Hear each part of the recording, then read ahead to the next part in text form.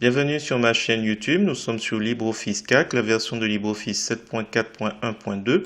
Donc voici une deuxième vidéo pour vous présenter le diagramme de Gantt.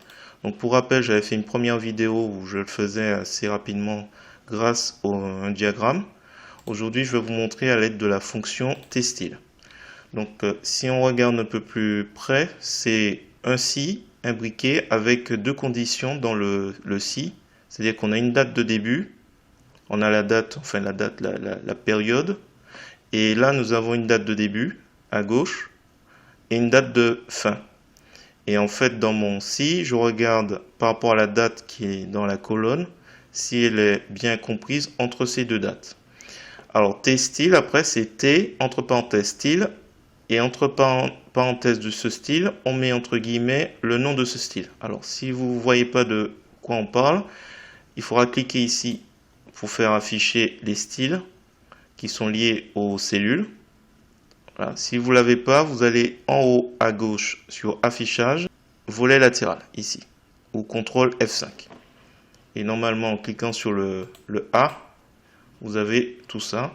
Donc moi j'ai fait assez simple, je ne me suis pas embêté, mais vous pouvez créer un style dans statut. Vous faites un clic droit de la souris sur statut, on va cliquer un nouveau, on va dire, je sais pas moi, barre verte, donc barre tirée du 8 verte, et on va lui définir en arrière-plan la couleur verte. Et on fait OK. Donc du coup dans statut, vous avez ici barre verte. Et on va créer un autre style. Clic droit de la souris, donc sur statut, nouveau, on va lui mettre barre blanche. Et en arrière-plan, en couleur, on va mettre la couleur blanche. Et on fait OK. Donc là, du coup, on a deux styles qu'on vient de créer. Et là, on va modifier notre formule. Donc on avait fait si la date du haut est supérieure à la date de début ou égale, et aussi que cette date est inférieure ou égale à la date de fin, tu appliques le style. Alors cette fois-ci, ce sera, je modifie, barre tirée du 8 verte, le style, ou sinon tu appliques la barre, donc j'efface celui-là que j'avais mis rapidement, barre blanche.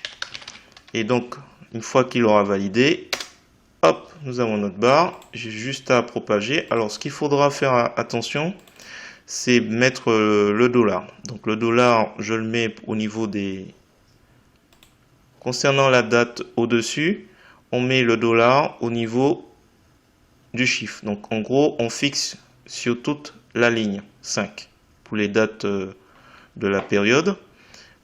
En revanche, pour ici, la date de début et la date de fin, on fixe les colonnes. Donc on met au niveau des lettres. Donc E pour la date de début et G, qu'on ne voit pas très bien par rapport à la couleur verte.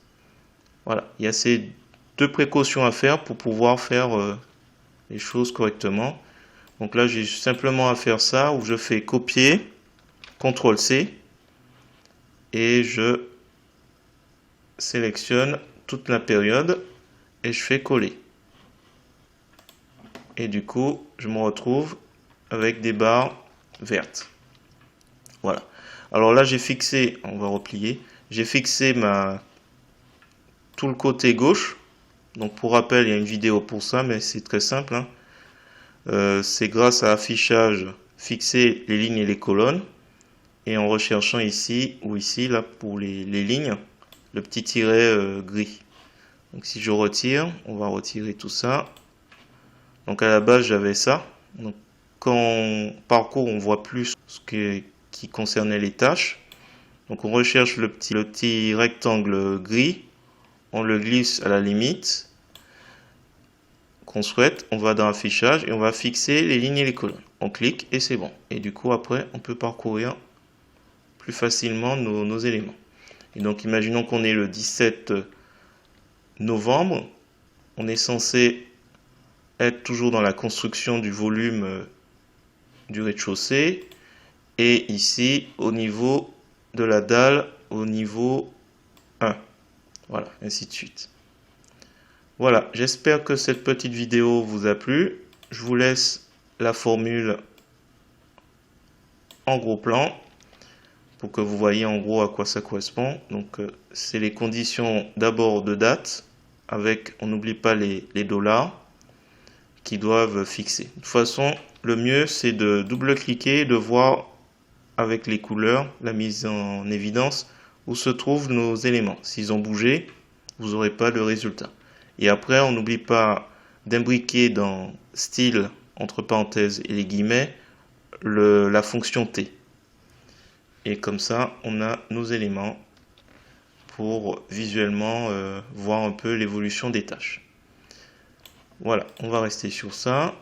Si vous avez apprécié cette vidéo, je vous remercie de me mettre un pouce vers le haut et de me laisser un commentaire. Et n'hésitez pas également à vous abonner à ma chaîne pour voir d'autres contenus sur GIMP, LibreOffice ou GMIC.